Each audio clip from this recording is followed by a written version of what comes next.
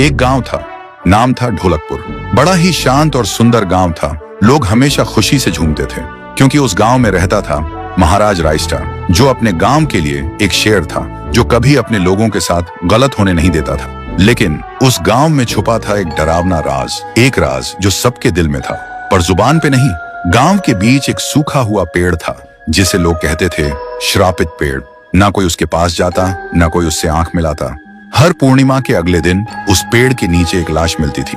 लोग कहते रात में कोई आता है और लाश छोड़ जाता है, लेकिन कभी किसी ने कुछ देखा नहीं और देखता भी कैसे। जो देखता वो अगले दिन पेड़ के नीचे होता था।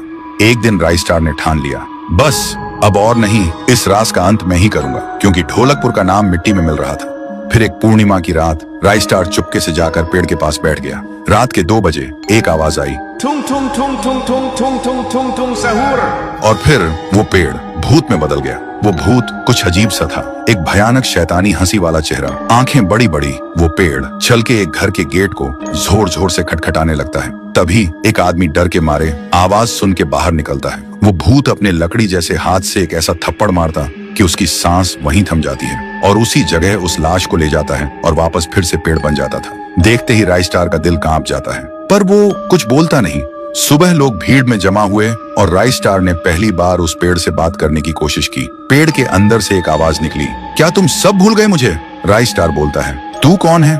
पेड़ बोलता है, मैं हूँ ठुन ठुन ठुन साहुर। एक वक्त था जब मैं भी इस गांव का एक प्यारा सा बच्चा था, लेकिन 100 साल पहले मुझे इसी पेड़ से रस्सी बांधकर उल्टा लटका दिया गया, गांव वालों की आंखों के सामने, और मेरी मौत को तमाशा बना दिया गया, सिर्फ इसलिए क्योंकि मैंने एक राज देख लिया था जो लोग छुपाना चाहते थे।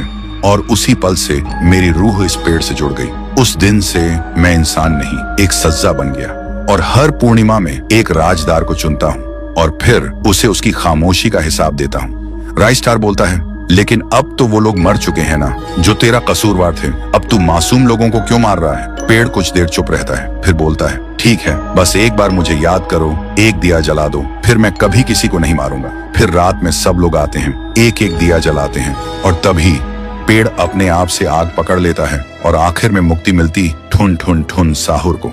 उस दिन के बाद गांव में कभी कोई लाश नहीं मिली। हर पूर्णिमा में लोग एक दिया जलाकर उसकी यादों को जिंदा रखते हैं, क्योंकि अगर भूल गए तो सपने में एक आवाज सुनाई देती थी, ठुंग ठुंग ठुंग ठुंग ठुंग ठुंग ठुंग ठुंग ठुंग सहूर।